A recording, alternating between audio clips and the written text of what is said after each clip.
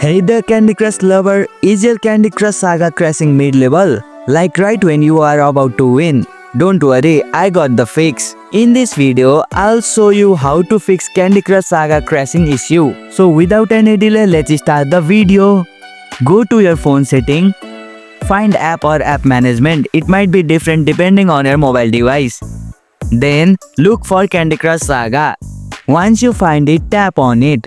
Then look for storage.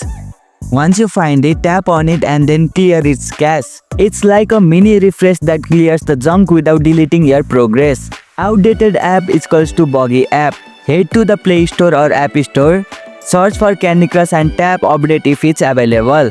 Keep it fresh always. Old school fix but it works. Just restart your phone. Clears temporary bugs and give the game a fresh start. And here you go, it's done. That's how you can fix Candy Crush Saga crashing issue.